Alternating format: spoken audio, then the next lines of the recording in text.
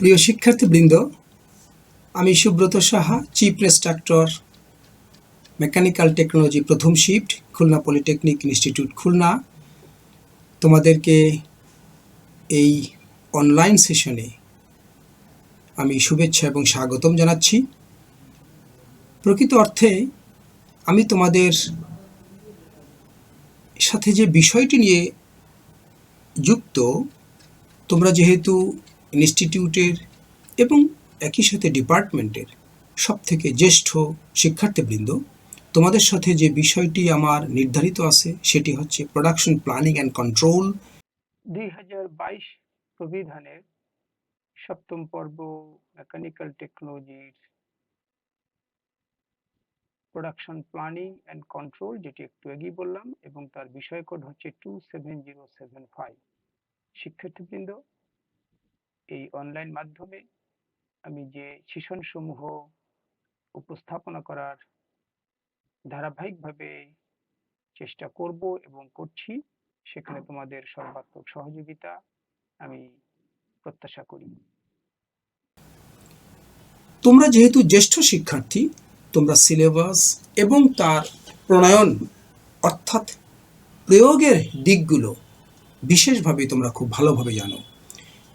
যে কারণে, যে উদ্দেশ্যে, যেভাবে প্রয়োগ করতে বলা হয়েছে প্রণয়ন করার সময়, সেই বিষয়গুলো তোমরা নিশ্চয়ই পরিষ্কারভাবে অবহিত এই পর্যায়ে এসে। সেই জন্য আমার সেশনটি সূচনা সেশন হিসাবে একেবারেই খুব স্বল্প পরিসরে হবে বলে আশা করি, এবং একেবারে সেই জায়গাটায় আমি কিছু কথা বলেই আমি সেশন শেষ করে ফেলতে চাই। তোমরা নিশ্চয়ই অবহিত আছো যে সিলেবাস অনুসারে আমাদের সপ্তাহে 3টি তাত্ত্বিক ক্লাস বা থিওরি ক্লাস হবে, এবং প্রত্যেকটি ক্লাসে যেহেতু এক পিরিয়ড বিশিষ্ট, সেজন্য প্রত্যেকটির জন্য পৃথক পৃথক ক্লাস হিসাবে 1 ক্রেডিট বরাদ্দ থাকবে। টোটাল সিলেবাসের জন্য, টোটাল সাবজেক্টের জন্য আমাদের মোট 3 ক্রেডিট বরাদ্দ। 3 ক্রেডিট আওয়ার বরাদ্দ থাকার কারণে আমরা সেমিস্টার শেষে যখন এই সাবজেক্টটি শেষ করে ফেলতে পারবো, তখন আমরা বলতে পারবো এবং প্রত্যেক শিক্ষার্থী নিশ্চিতভাবে 3 ক্রেডিট আওয়ার অর্জন করবে। কিন্তু শিক্ষার্থীকে শিক্ষক মূল্যায়ন করার জন্য, তার গুণ এবং মান বিশ্লেষণ করার জন্য, বিচার করার জন্য এবং মানদণ্ড নির্ধারণ করার জন্য তাকে যে নম্বরের ভিত্তিতে মূল্যায়ন করতে হবে সেটি হচ্ছে, যেহেতু 3 ক্রেডিট আওয়ার, তার বিপরীতে 150 নম্বরের মধ্যে তাকে মূল্যায়ন করতে হবে। সেই 150 নম্বরের জন্য তোমরা নিশ্চয়ই জানো, গোটা সেমিস্টার ধরে আমরা যে আলাপ আলোচনা করব তার জন্য বরাদ্দ থাকবে হচ্ছে 40%, অর্থাৎ মাত্র 60 নম্বর, এবং বাদ বাকি 90 নম্বর থাকবে হচ্ছে আমাদের পর্ব সমাপনী পরীক্ষার জন্য। এই 60 নম্বরের মধ্যে যদি আমরা বিবেচনা করি কিভাবে নম্বর বিভাজন হবে, কিভাবে একজন শিক্ষার্থী নম্বর পেতে পারবে, কিভাবে শিক্ষক তাকে মূল্যায়ন করবে, কোন কোন পর্যায়ে মূল্যায়ন করবে, কোন কোন বিষয়গুলোর উপরে মূল্যায়ন করবে, তাহলে আমি খুব সহজেই বলতে চাই যে একটি বড় মধ্য পরীক্ষা হবে সেমিস্টার মাঝামাঝি সময়, অর্থাৎ 8ম বা 9ম সপ্তাহে, এবং 2টো ক্লাস টেস্ট হবে, মধ্য পর্বের আগে একটি, পরে একটি নিম্নপক্ষে। একইভাবে নিম্নপক্ষে 2টো কুইজ অনুষ্ঠিত হবে, এবং উপস্থিতি আর হচ্ছে প্রেজেন্টেশন ও অ্যাসাইনমেন্ট যে অ্যাক্টিভিটিস, তার উপরেই মূলত সব নম্বরগুলো বিভাজিত হবে, বা আমাদের এই কার্যক্রমের মাধ্যমে আমরা নম্বর পেতে পারবো শিক্ষার্থী হিসাবে। শিক্ষার্থীবৃন্দ, তোমরা সিলেবাস হিসাবে নিশ্চয়ই জেনে ফেলেছো যে তোমাদের মোট 16টি অধ্যায় আমাদের এই গোটা সেমিস্টারে আমরা শেষ করার চেষ্টা করব।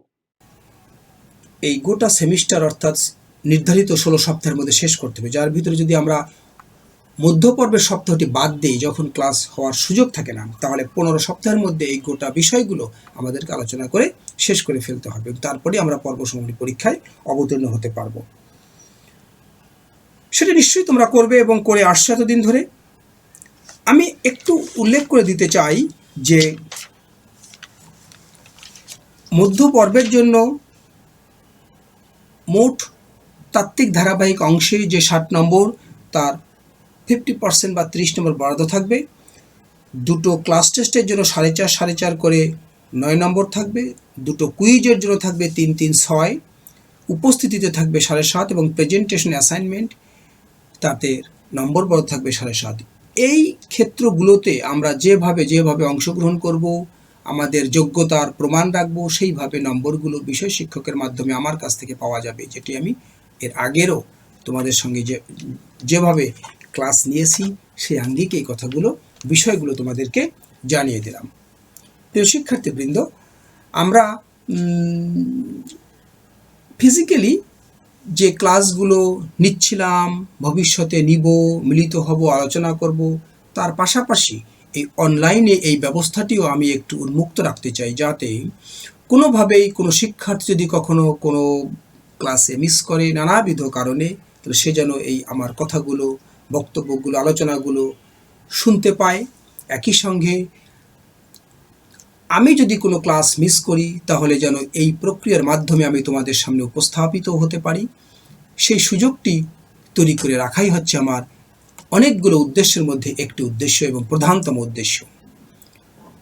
যেটাই হোক, খুব স্বল্প পরিসরের সূচনা সেশন শেষ করব বলেছিলাম, সেটি একটি বিষয়ের উপর আলোকপাত করে শেষ করতে চাই। সেটি হচ্ছে এই বিষয়টি অত্যন্ত সরল এবং নম্বর তোলার জন্য খুবই সহায়ক একটি বিষয়। তোমরা ভালো করে সেশনগুলোতে অংশগ্রহণ করবে এই অনুরোধ এবং প্রত্যাশা রাখি।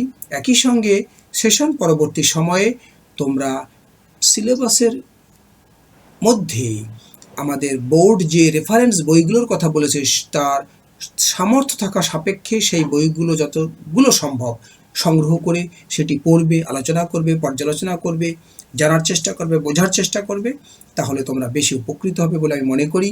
এ বাদে যদি মনে হয় যে সেই বইগুলোর অনেকগুলোই হাতের নাগালের বাইরে, তাহলে কাছাকাছি যে বইগুলো তোমার সংগ্রহ করা সম্ভব রেফারেন্স বই হিসাবে দেখার জন্য, বোঝার জন্য, পড়ার জন্য, সেগুলো সংগ্রহ করবে। তবে অনুরোধ হচ্ছে বইয়ের মান অবশ্যই তোমার নিজের বিবেচনায় যত অত্যন্ত ঊর্ধ্ব থাকে, ভালো থাকে, সেটি বিবেচনা করে তুমি বই সংগ্রহ করে একাধিক বই সংগ্রহ করবে, করে পড়বে, বুঝবে, জানার চেষ্টা করবে।